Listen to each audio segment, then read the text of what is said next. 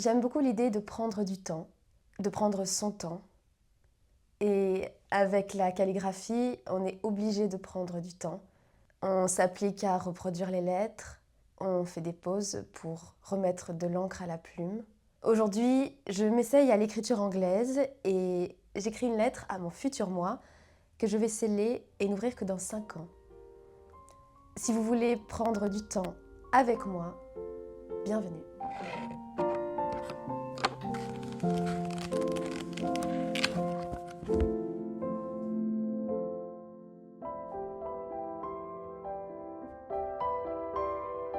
Quand j'étais petite, j'avais pas mal de temps seule que j'appréciais à mon bureau.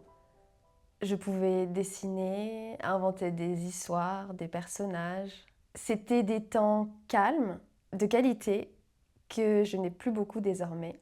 Maintenant, dès que j'ai un peu de temps libre, je passe mon temps devant les écrans. Je regrette, par facilité, par habitude aussi, d'avoir ce réflexe de prendre mon ordinateur ou mon smartphone et de regarder du contenu facile, accessible, du contenu qui me demande le moins d'efforts. Alors j'ai parfois de beaux moments instructifs ou divertissants avec les vidéos, mais j'aimerais pouvoir varier comment j'occupe mon temps libre un peu plus. Aujourd'hui, je profite de cette vidéo pour prendre le temps, pour m'accorder ce temps d'introspection et de calme autour du papier à mon bureau.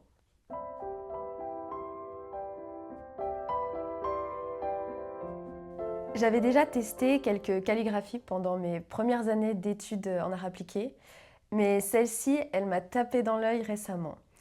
Je pense que j'ai regardé Orgueil et préjugés pour la énième fois, et puis récemment la série Miss Austen qui est disponible sur Arte, et j'ai eu envie moi aussi d'écrire à la plume.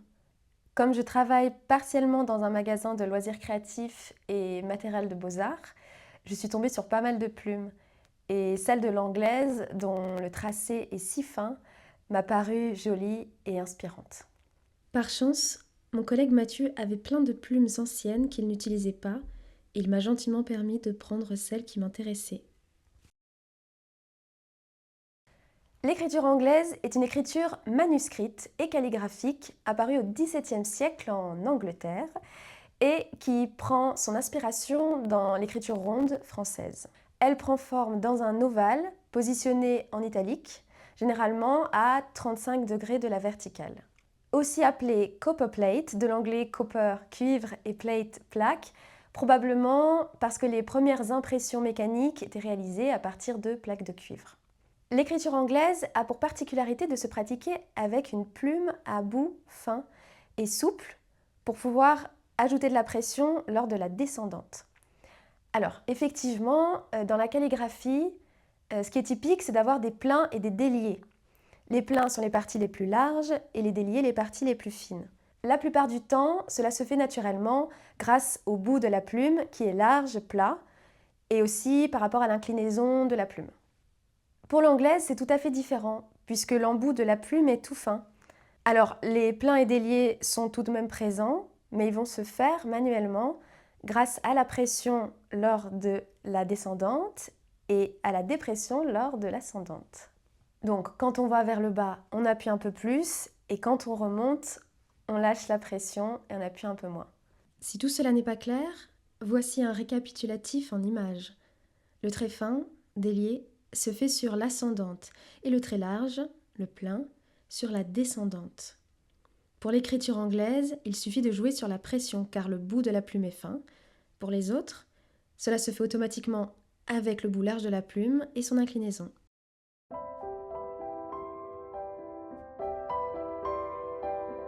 Il me faut de quoi écrire. Donc, une plume, un porte-plume, de l'encre, un encrier et un mouchoir pour les éventuelles bavures et taches que je vais certainement faire. Ensuite, sur quoi écrire? J'ai pas mal de papier de brouillon pour m'entraîner et puis du beau papier pour la lettre finale. Enfin, il me faudra des ressources. des tutoriels vidéo, des instructions, des conseils de gens qui ont déjà pratiqué cette calligraphie.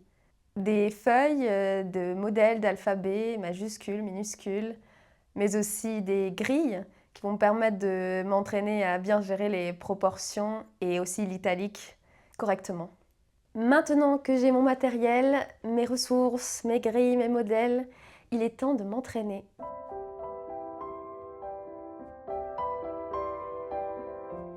Alors, l'écriture anglaise est assez proche de l'écriture scolaire qu'on apprend en primaire. Ce qui va changer, ça va être principalement l'italique et puis la forme de certaines lettres en majuscules, les boucles qui sont bien plus prononcées et puis parfois certaines fioritures typiques de la calligraphie. Je m'entraîne donc d'abord au stylo pour que ma main mémorise les mouvements de chaque tracé, de chaque lettre et aussi écrire plus penché que d'habitude.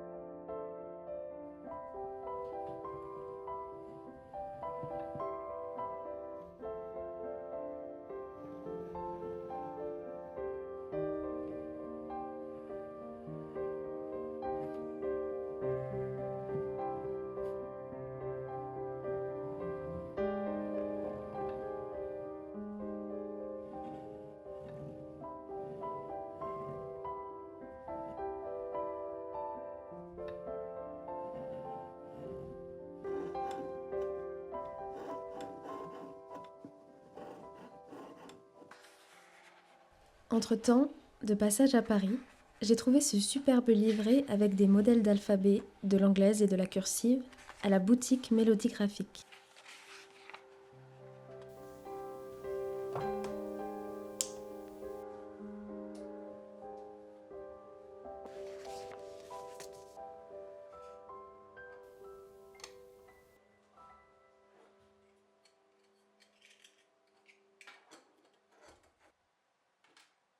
Ce que je dois travailler surtout, c'est le fait d'écrire à la plume. Déjà, ça fait bien longtemps que je n'ai pas écrit au stylo-plume, mais là, c'est une autre paire de manches. Il me faut également m'appliquer à ajouter de la pression sur les descendantes pour avoir quelques nuances de finesse entre les tracés.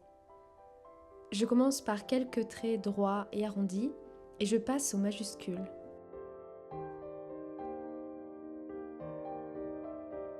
Il me faut garder les proportions des boucles, réussir à les faire de manière fluide.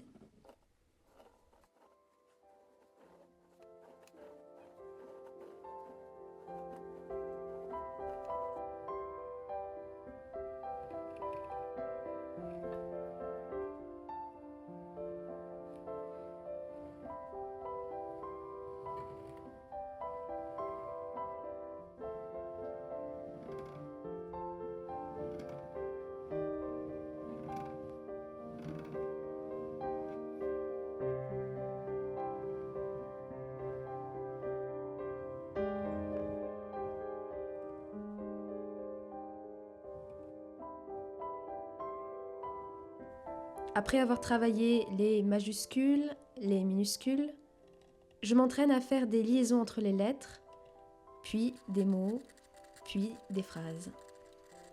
Je me suis habituée à la grille et je sens que sans, c'est plus aussi joli et fidèle. Pour moi, ce n'est pas trop grave.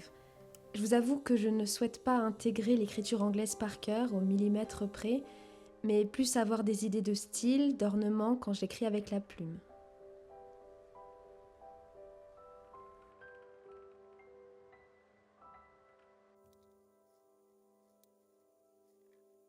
Allez, je me sens assez prête à écrire ma lettre.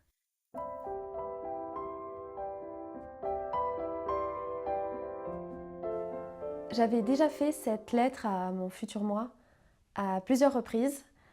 Je l'ai fait via l'application FutureMe par mail qui propose un envoi de courriel sous 3 à 5 ans, c'est vous qui choisissez. J'adore le principe de s'écrire et de faire un voyage dans le temps.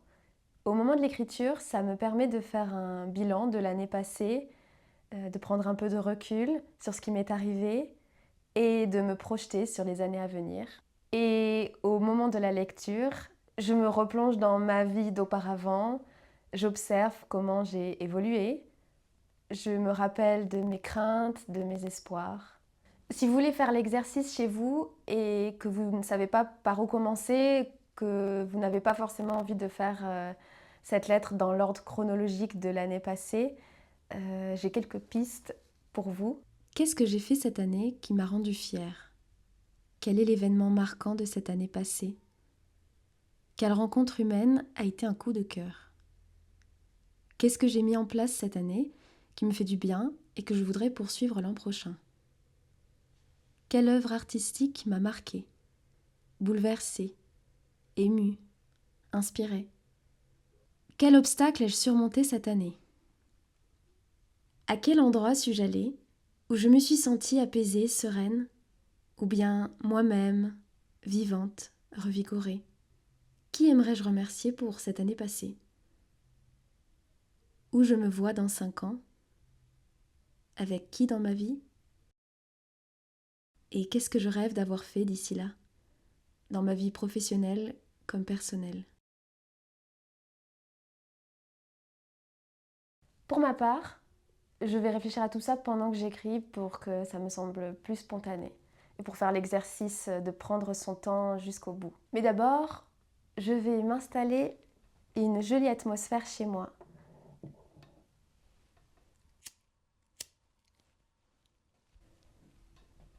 J'apporte une tisane au thym. J'allume ma lampe de bureau et aussi une bougie, car c'est une journée assez grise. Je mets une jolie musique en fond.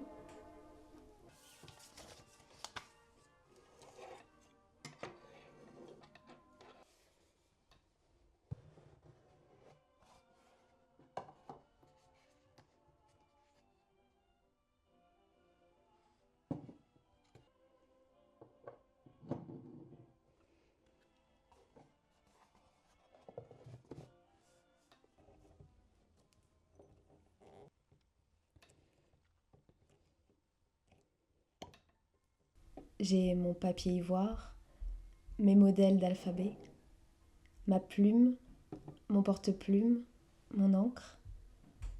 Tout est prêt pour un moment calme et plein de gratitude.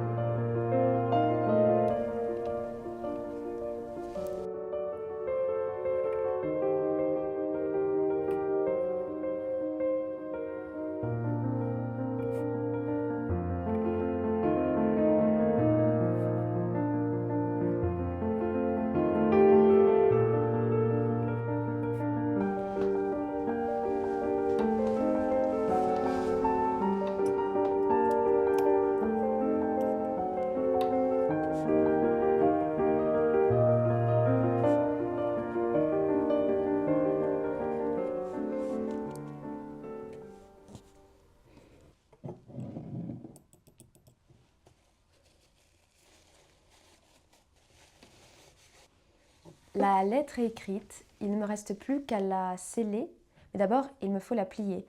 Et pour cela, je vais faire comme à l'époque de Jane Austen, donc sous la Régence, en ne gardant qu'un papier et pas d'enveloppe. Le papier sera plié sur lui-même. J'ai trouvé un tutoriel sur YouTube et je vais vous montrer comment j'ai fait. Alors, c'est tout simple. Regardez, en partant d'une feuille A4 qu'on place à l'horizontale, donc en paysage, on va la plier en deux.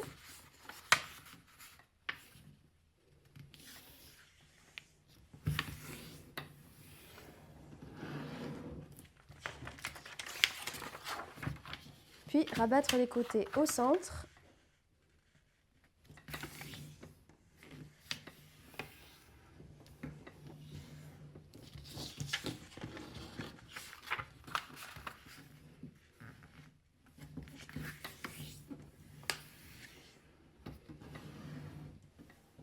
Quand on a ce motif-là, on va rabattre le haut à peu près au 1/5. Moi, je fais comme la dame sur la vidéo. Ouais, je me dis que c'est à peu près ça. Donc là, je rabats ici.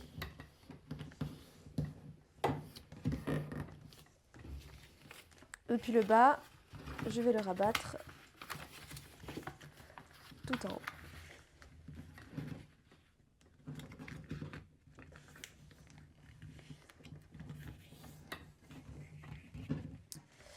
Maintenant, il ne me reste plus qu'à placer cette partie-là, la plus longue, dans la petite partie, petite ouverture.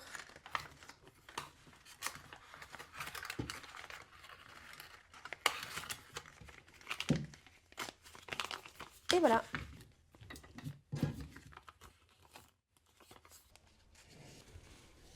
C'est le moment du scellage, alors je fais chauffer ma cire, verte évidemment, avec une bougie chauffe-plat. J'ai trouvé ce joli seau floral chez Søstrene.